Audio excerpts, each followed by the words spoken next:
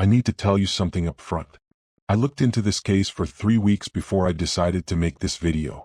And by the end of those 3 weeks I had convinced myself at least twice that there was a logical explanation.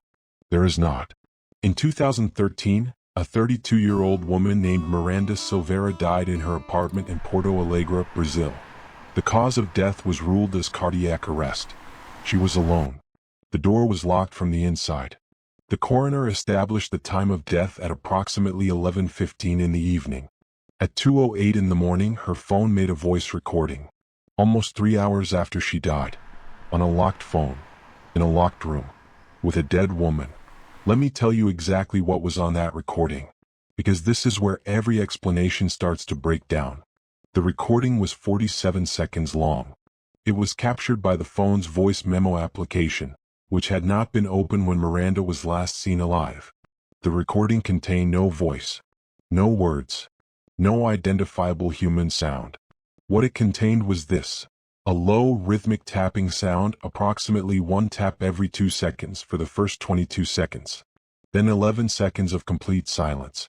Then what audio forensic analysts described in the police report as, quote, an unidentified ambient tone with characteristics inconsistent with any mechanical source identified in the apartment. Then the recording ends. Now, before you assume this is a ghost story, it is not.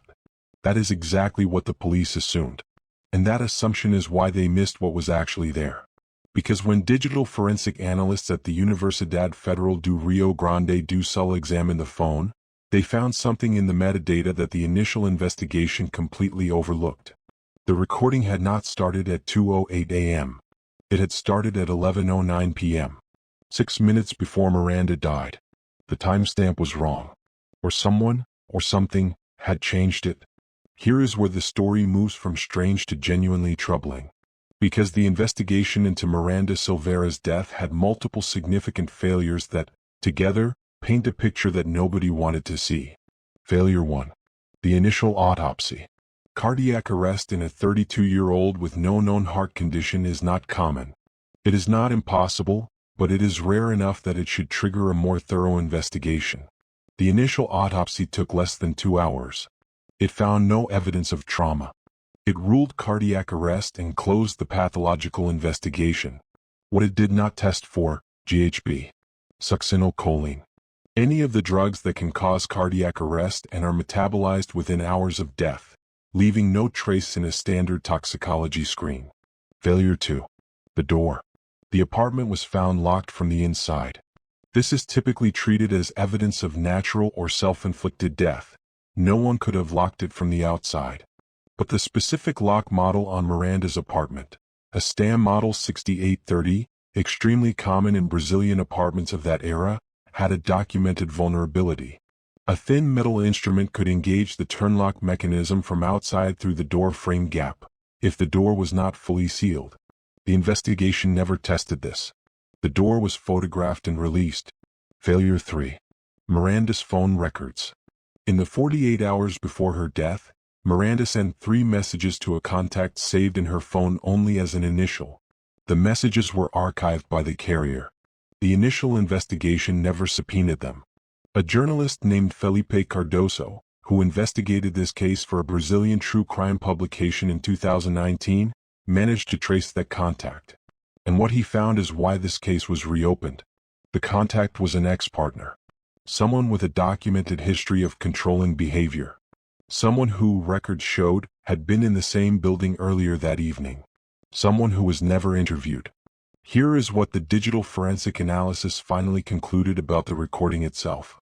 The 47-second voice memo was almost certainly started accidentally, by Miranda herself in the minutes before she died. The tapping sound is consistent with the phone being placed on a hard surface, a counter, a table, while still recording. The silence is consistent with the phone being left in a room where the source of sound had stopped. The unidentified ambient tone was analyzed by 3 separate audio specialists. 2 concluded it was consistent with a forced exhalation, a breath expelled involuntarily from a person experiencing acute cardiac distress.